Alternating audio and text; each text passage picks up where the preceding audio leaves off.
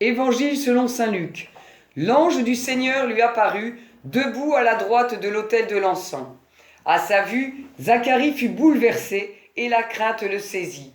L'ange lui dit : « Sois sans crainte, Zacharie, car ta supplication a été exaucée. Ta femme Élisabeth mettra au monde pour toi un fils, et tu lui donneras le nom de Jean. Tu seras dans la joie et l'allégresse, et beaucoup se réjouiront de sa naissance, car il sera grand devant le Seigneur. Ni de boisson forte, et il sera rempli d'Esprit Saint dès le ventre de sa mère. Il fera revenir de nombreux fils d'Israël au Seigneur leur Dieu. Il marchera devant en présence du Seigneur avec l'esprit et la puissance du prophète Élie, pour faire revenir le cœur des pères vers les enfants, ramener les rebelles à la sagesse des justes et préparer au Seigneur un peuple bien disposé. Alors Zacharie dit à l'ange : « Comment vais-je savoir que cela arrivera ? Moi en effet je suis un vieillard et ma femme est avancée en âge. » L'ange lui répondit : « Je suis Gabriel et je me tiens en présence de Dieu. J'ai été envoyé pour te parler et pour t'annoncer cette bonne nouvelle. Mais voici que tu seras réduit au silence. Et jusqu'au jour où cela se réalisera, tu ne pourras plus parler, parce que tu n'as pas cru à mes paroles. Celles-ci s'accompliront en leur temps. » Donc l'ange de Gabriel a été envoyé par Dieu pour parler à Zacharie, pour lui annoncer une bonne nouvelle. Ce que l'on comprend à la lecture de l'Évangile, c'est que Zacharie avait fait des supplications, c'est-à-dire qu'il avait fait des demandes à Dieu.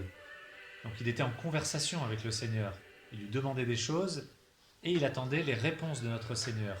Il était dans cet état de veille permanent qui finalement nous est demandé, toujours en tant que chrétien, mais plus particulièrement dans cette période de l'Avent. Cette période de l'Avent, c'est une période privilégiée pour rechercher ce contact avec notre Seigneur et pour essayer de se mettre à son écoute, comme Zacharie.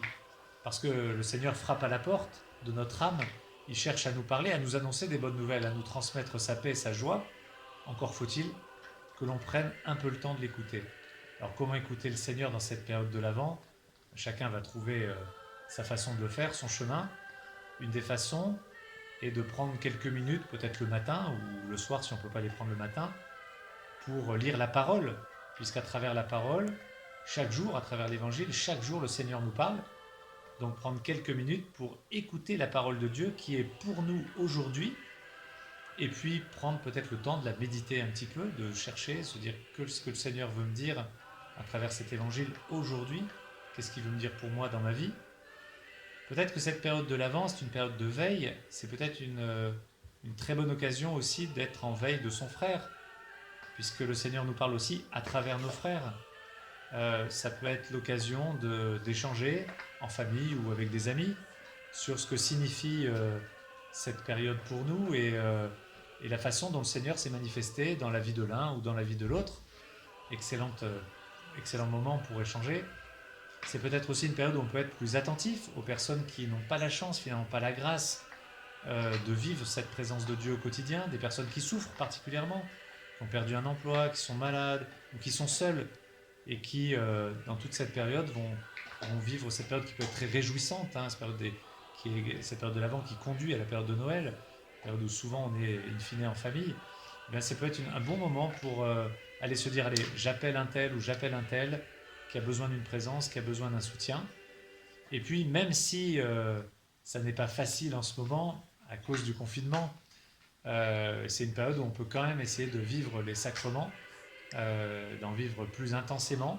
Alors peut-être qu'ils sont rares, ces occasions de vivre les sacrements aujourd'hui, mais quand elles se présentent, d'essayer de les vivre pleinement, de préparer mieux que nous le faisons d'habitude, et puis de rendre grâce pour cette présence de Dieu qui nous est donnée à travers les sacrements.